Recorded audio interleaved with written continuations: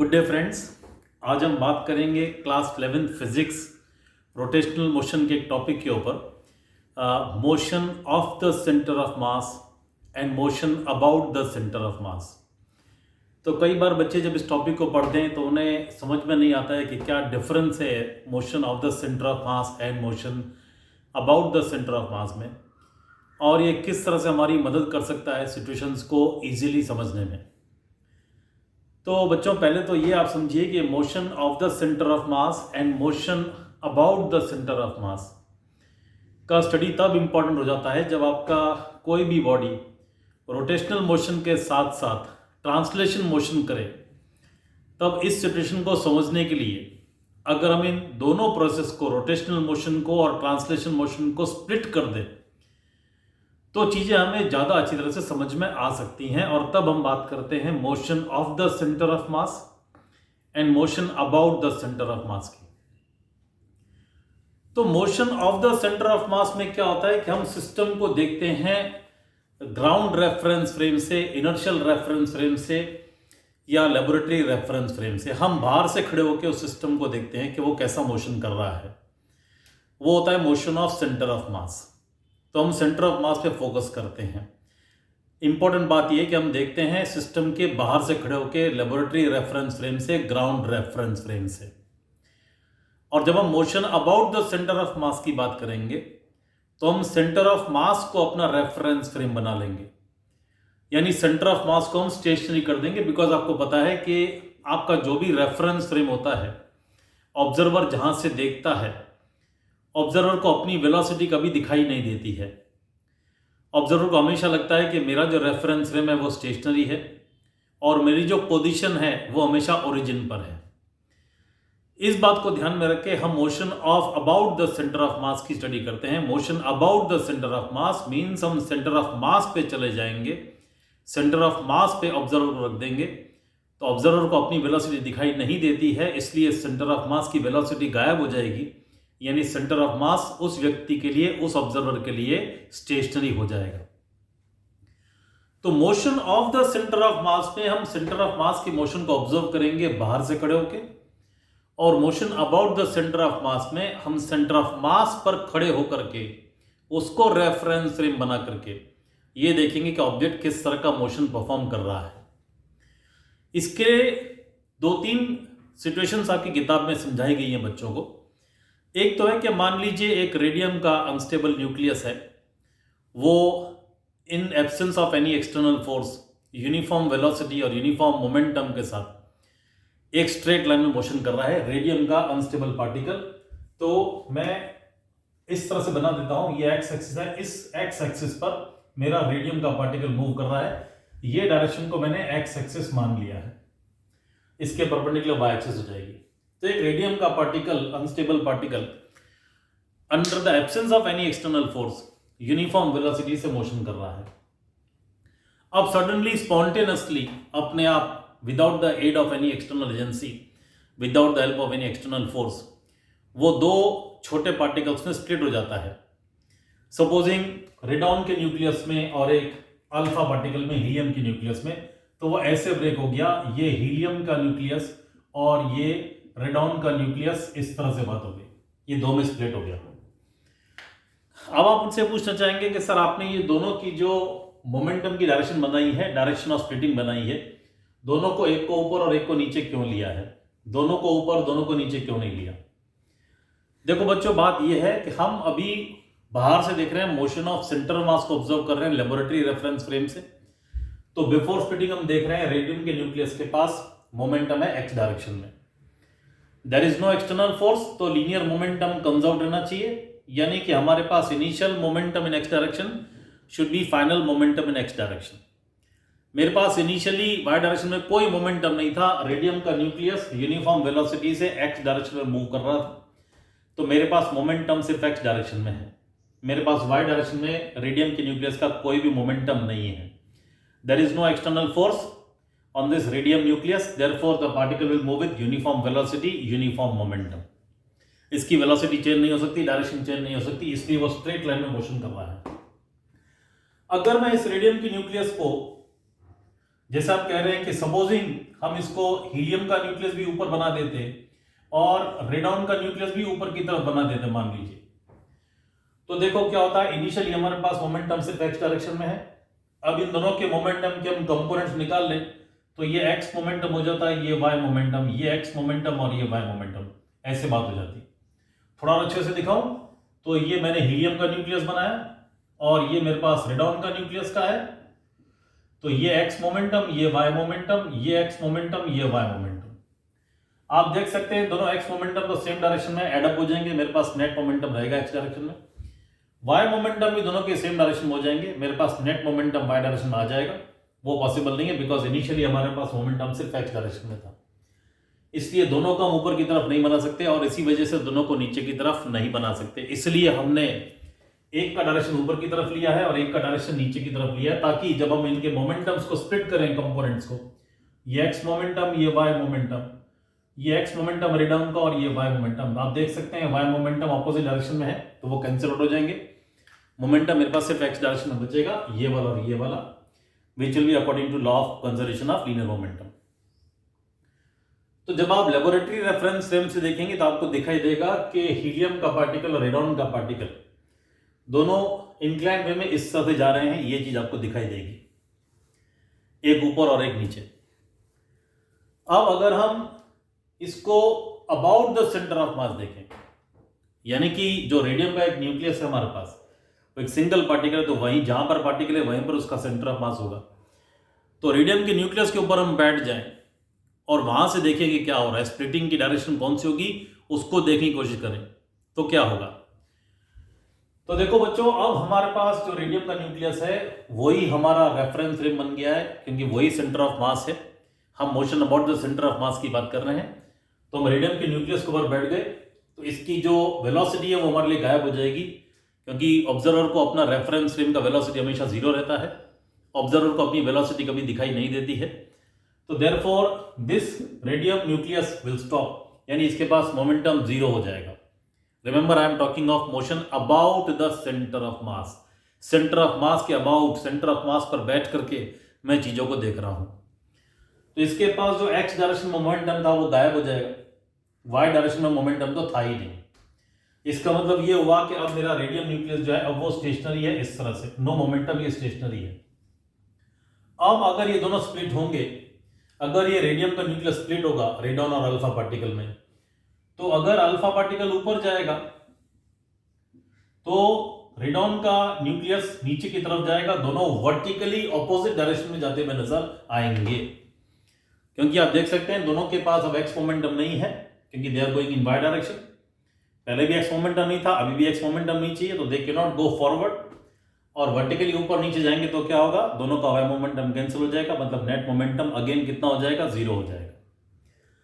अगर about the centre of mass में भी अगर मैंने इनका डायरेक्शन यही बनाया होता, सपोजिंग ये रेडियम का nucleus stationary, motion about the centre of mass, अगर अब भी मैं हीलियम के न्यूक्लियस को इस तरह से बनाता और रेडॉन के न्यूक्लियस को मैं इस तरह से बनाता, तो क्या होता, ये एक्स मोमेंटम होता और ये वाई मोमेंटम होता, वाई तो कैंसिल हो जाता लेकिन एक्स मोमेंटम जीरो नहीं होता, ये रॉन्ग हो जाता।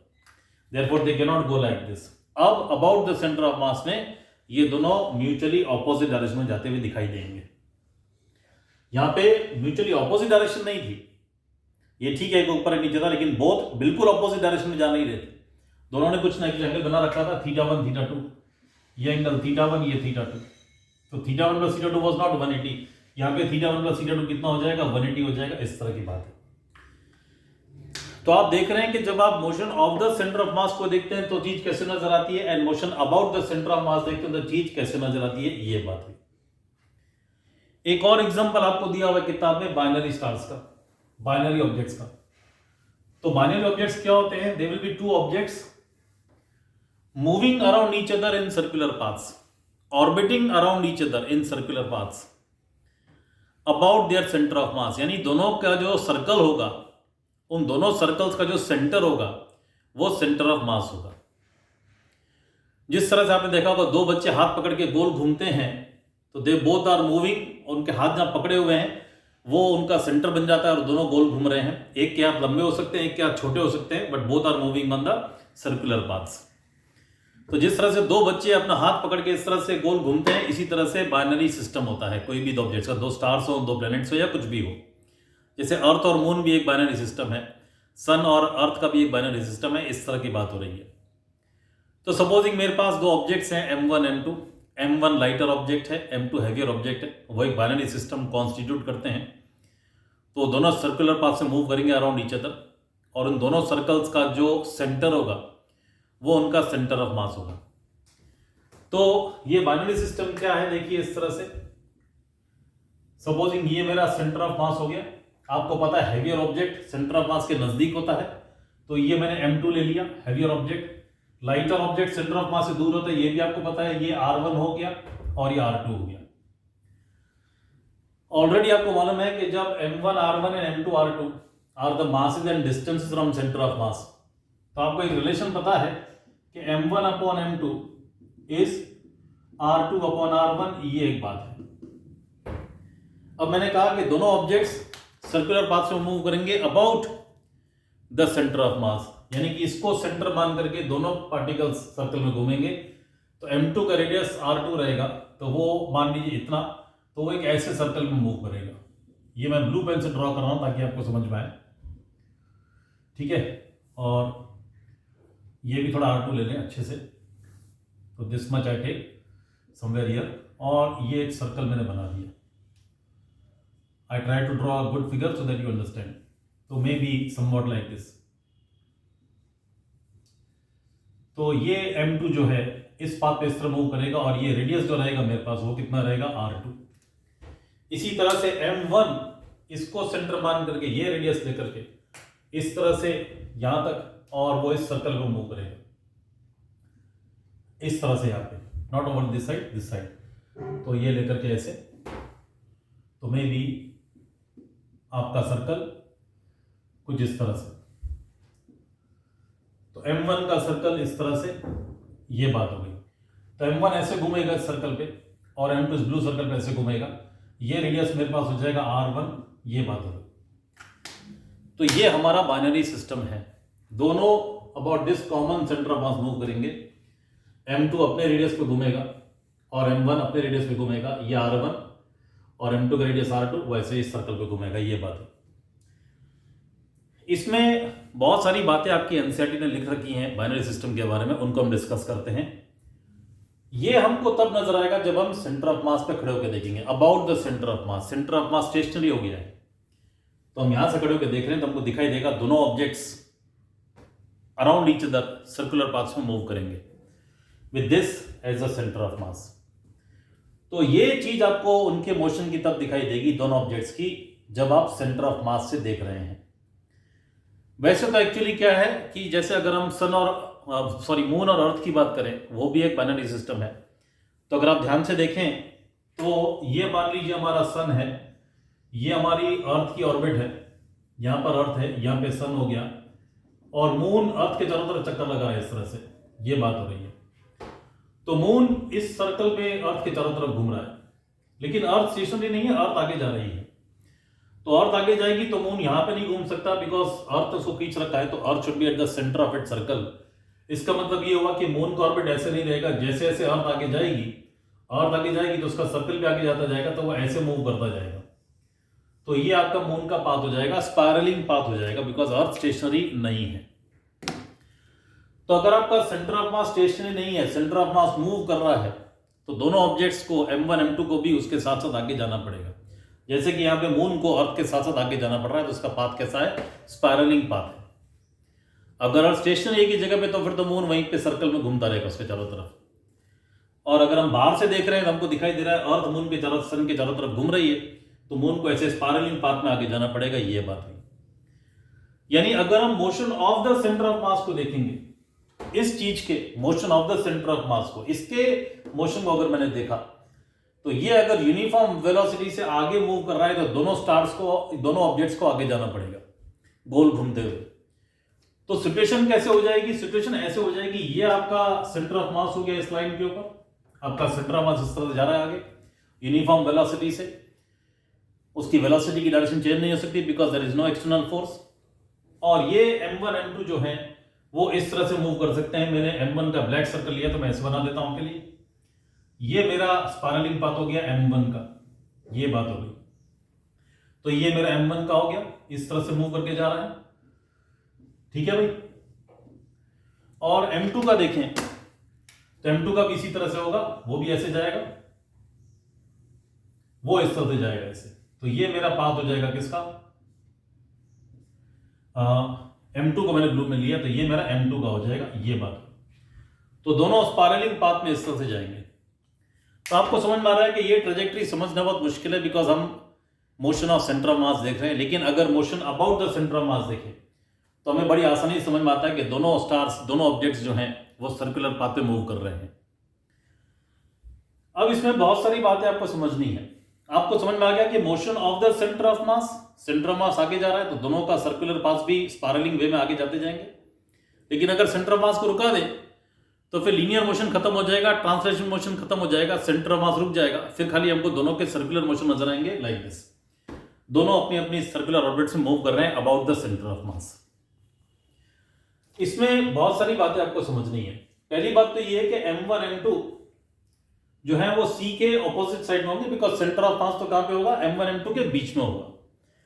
तो पहली बात तो ये समझिए कि M1 M2 can not be on this side only. M1 M2 को C के ऑपोजिट साइड में रहना है, बिकॉज सेंटर ऑफ मास दोनों मासेस की जो लाइन ज्वाइन करती है उसके बीच में होता है। तो पहली बात तो ये कि M1 M2 have to be on the opposite side. दूसरी बात आपको समझनी है कि M1 M2 की जो पोजीशन होगी वो हमेशा डायमेट्रिकली ऑपोजिट होगी और वो कहीं पर नहीं हो सकते। They have to remain always diametrically opposite. मतलब M2 अगर यहां है तो M1 को यहां पे होना चाहिए, M1 यहां पे नहीं हो सकता और कहीं भी नहीं हो सकता। उसका रीजन क्या है? उसका रीजन ये है कि हमारे पास सेंटर ऑफ मास इस समय स्टेशनरी है, उसके पास कोई भी लीनियर मोमेंटम x डायरेक्शन में नहीं है। इसको मैंने x डायरेक्शन मान रखा है। अगर मैंने M1 और M2 को ऑपोजिट, डायमेट्रिकली ऑपोजिट पॉइंट्स पे नहीं बनाया, मैं M2 को ब्लू कर देता हूं ताकि मुझे याद रहे कि M2 ब्लू है और R2, ठीक है। अगर मैंने इनको डायमेट्रिकली ऑपोजिट नहीं बनाया तो देखिए क्या होगा। सपोजिंग मैं M1 को यहां ले लेता हूं, है ना, डायमेट्रिकल ऑपोजिट नहीं बनाता हूं। मैं बोलता हूं M1 सपोजिंग यहां पर है एट अ गिवन टाइम और M2 यहां पर है, तो M1 की वेलोसिटी ऐसे होगी और M2 की वेलोसिटी ऐसे होगी, इस तरह से। तो आप देख सकते हैं अगर ये मेरी x एक्सिस है और ये मेरी y एक्सिस है तो M2 के पास केवल नेगेटिव y डायरेक्शन मोमेंटम है और इसके पास मोमेंटम ऐसे और ऐसे हो गया, लाइक दिस। तो ये दोनों, ये मोमेंटम और ये मोमेंटम तो कैंसिल आउट हो सकते हैं ऑपोजिट डायरेक्शन में, लेकिन ये मोमेंटम कैंसिल आउट नहीं होगा। इसका मतलब ये हुआ कि हमारे पास नेट मोमेंटम बच जाएगा, जो कि पॉसिबल नहीं है। इसका मतलब ये हुआ कि M1 M2 इस तरह से डायमेट्रिकली ऑपोजिट पॉइंट्स ना हो, ऐसे दो पॉइंट पे नहीं हो सकते। अगर मैंने M1 को यहीं पे बनाया बिल्कुल डायमेट्रिकली ऑपोजिट, जैसे यहां था, तो M2 अगर ऐसे जा रहा है तो M1 ऐसे जाएगा और आप देख सकते हैं कि दोनों के मोमेंटम क्या हो जाएंगे, कैंसिल आउट हो जाएंगे। इसका मतलब एक और बात ये हुई कि दोनों जो ऑब्जेक्ट्स हैं वो दोनों क्लॉकवाइज मूव करेंगे या दोनों एंटी क्लॉकवाइज मूव करेंगे। अगर एक क्लॉकवाइज और एक एंटी क्लॉकवाइज मूव कर रहा है तो देखिए ये ऐसे मूव कर रहा है, अभी मैंने इसको भी ऐसे ही मूव करा तभी इसका मोमेंटम ऐसे गया। अगर ये ऐसे मूव कर रहा होता तो इसका मोमेंटम ऐसे आ जाता और दोनों के मोमेंटम फिर नेगेटिव वाई डायरेक्शन में हो जाते, वो जीरो नहीं होते। तो इसका मतलब एक और डीप मीनिंग हमको ये समझ में आया कि जो दोनों बॉडीज होंगी they both will move clockwise और both will move anticlockwise. ये क्लियर बात हो गई हमको। दोनों की डायरेक्शन ऑफ मोशन ऑपोजिट नहीं हो सकती, एक क्लॉकवाइज एक एंटी क्लॉकवाइज नहीं मूव कर सकता, क्योंकि law of conservation of linear momentum है। दोनों objects they will be always situated at the diametrical opposite point. ये क्या होगा ये भी मैंने आपको समझाया, नहीं तो दोनों के मोमेंटम फिर कैंसिल आउट नहीं होंगे। इसका मतलब ये भी हुआ कि जब M2 यहां पे है तो M1 को यहां होना पड़ेगा। जब M2 यहां पहुंचेगा 1/4 साइकिल के पास यहां, तो इसका डायमेट्रिक पॉइंट ये हो जाएगा, मतलब M1 को घूम के यहां पहुंचना पड़ेगा, डायमेट्रिकली ऑपोजिट पॉइंट्स। तो M2 यहां से यहां पहुंचा, 1/4 ऑर्बिट कंप्लीट किया, तो M1 को यहां से यहां पहुंचना पड़ेगा, उसको भी अपनी 1/4 ऑर्बिट कंप्लीट करनी पड़ेगी ताकि वो दोनों हमेशा डायमेट्रिकली ऑपोजिट पॉइंट्स पर रहें। M2 घूम करके यहां पहुंचेगा, सेमी सर्कल कंप्लीट करेगा, तो M1 को भी अपना सेमी सर्कल कंप्लीट करना पड़ेगा, यहां पहुंचना पड़ेगा। इस तरह से आपको समझ में आ रहा है कि जितने टाइम में M2 1/4 सर्कल करता है उतने ही टाइम में M1 भी 1/4 सर्कल करता है। जितने टाइम में M2 ने आधा सर्कल कंप्लीट किया, M1 ने भी आधा सर्कल कंप्लीट किया। इसका मतलब जितने टाइम में M2 अपना पूरा एक सर्कल कंप्लीट करेगा उतने टाइम में M1 भी अपना एक सर्कल कंप्लीट कर लेगा। इसका मतलब दोनों का टाइम पीरियड और दोनों की एंगुलर स्पीड सेम होंगे। ये भी डीप मीनिंग हमको समझ में आया by studying motion about the centre of mass. देखिए एक पॉइंट से हमको कितने सारे पॉइंट समझ में आ रहे हैं। तो motion about the centre of मास से हमें कितनी सारी बातें समझ में आई कि दोनों को डायमेट्रिकली अपोजिट पॉइंट्स होना हमेशा कंपलसरी है, दोनों को सेम डायरेक्शन में मूव करना कंपलसरी है, दोनों के टाइम पीरियड सेम होना कंपलसरी है, दोनों की एंगुलर स्पीड सेम होना कंपलसरी है। टी होता है 2π/ω, अगर टी टाइम पीरियड सेम होगा तो ओमेगा भी सेम होगा। ये बात है। तो इस तरह से by studying the motion about the centre of mass of binary system और डीप में जाके हमको कितनी सारी बातें समझ में आई।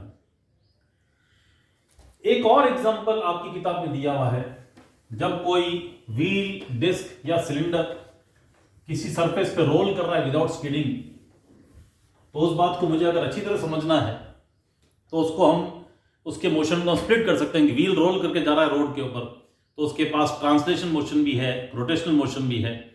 तो मैंने आपसे कहा कि जब ये मोशन ऑफ सेंटर ऑफ मास भी हो और रोटेशनल मोशन भी हो, ट्रांसलेशन मोशन भी, रोटेशनल मोशन भी किसी बॉडी के पास हो, तो अगर उसके इस मोशन को हम स्प्लिट कर ले, motion of the centre of mass and motion about the centre of mass, तो चीजें हमें बहुत आसानी से ज्यादा अच्छी तरह से समझ में आ सकती हैं। तो समझना बच्चों क्या है कि ये मेरे पास एक रोड है या कोई सरफेस है, हॉरिजॉन्टल सरफेस, यहां पर एक बॉडी है r रेडियस की, उसकी वेलोसिटी v है, सेंटर ऑफ मास की vcm, ओमेगा उसकी एंगुलर स्पीड है, r उसका रेडियस है। ये बॉडी रोल करके जा रही है such that vcm equal to r omega. आपको पता है कि स्लिपिंग ना हो और केवल रोलिंग हो, उसकी ये रिक्वायर्ड कंडीशन है, vcm should be r omega. अगर ये कंडीशन है तो बॉडी रोल कर सकती है सरफेस पे विदाउट स्लिपिंग। तो ये बॉडी रोल करके जा रही है, तो सेंटर ऑफ मास आगे जा रहा है और बाकी पार्टिकल्स गोल भी घूम रहे हैं। ये सिचुएशन है। तो ये बॉडी के पास रोटेशनल मोशन भी है और ट्रांसलेशन मोशन भी है। इसको मैं स्प्लिट कर दूंगा, motion of centre of mass. तो हम खाली सेंटर ऑफ मास के मोशन को देखेंगे। सेंटर ऑफ मास के पास सिर्फ लीनियर वेलोसिटी है, तो हम इसको ऐसे सोचेंगे कि ये मेरा जो व्हील है, ये रोड पर हर एक पार्टिकल के पास vcm है, बिकॉज ट्रांसलेशन मोशन में सब पार्टिकल्स के पास सेम स्पीड होती है, आपको पता है, सेम वेलोसिटी होती है। तो ये vcm, ये भी vcm, हर एक पार्टिकल के पास vcm होगा। ट्रांसलेशन मोशन में सब पार्टिकल्स के पास सेम वेलोसिटी होती है। ये मोशन ऑफ सेंटर ऑफ मास है। हमने सेंटर ऑफ मास के मोशन को देखा। सेंटर ऑफ मास क्या कर रहा है? Centre of mass vcm velocity से आगे जा रहा है।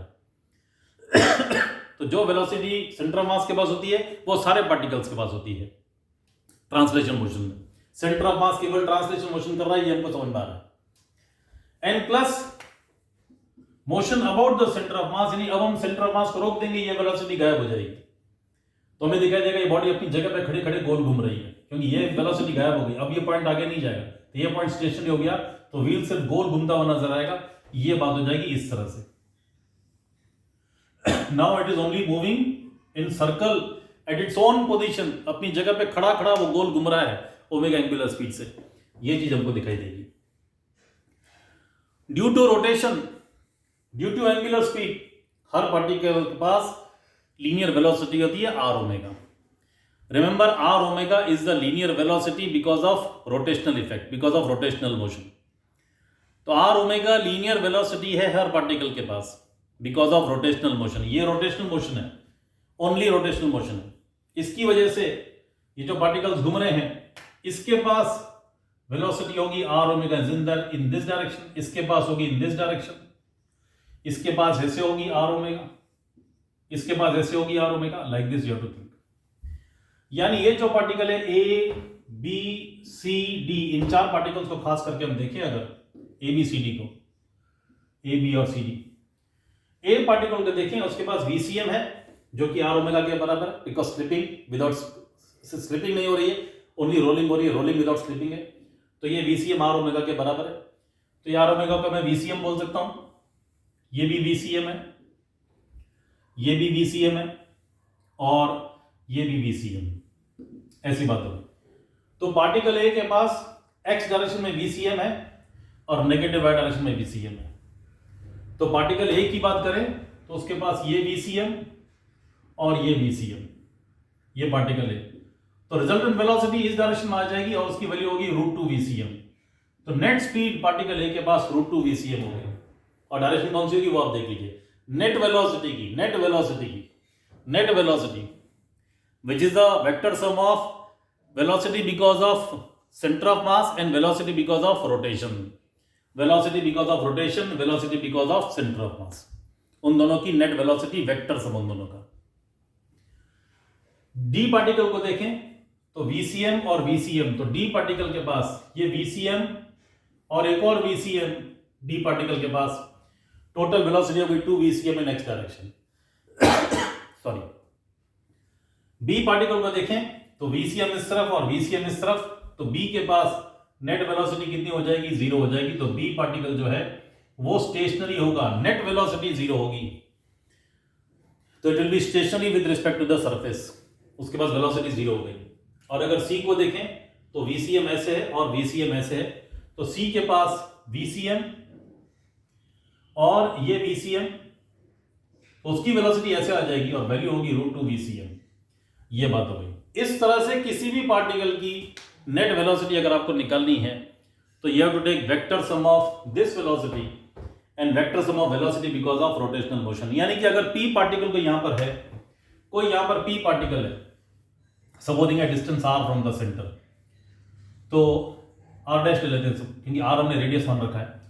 इसके पास एक तो VCM ये होगा because of centre of mass, और रोटेशनल मोशन की वजह से ये इस सर्कल पे घूम रहा है। देखिए ये जो पार्टिकल है वो इस सर्कल पे घूम रहा है, तो ये उसके पास tangential velocity because of rotational effect वो हो गई r डैश ओमेगा, क्योंकि उसका डिस्टेंस फ्रॉम सेंटर कितना है, r डैश है।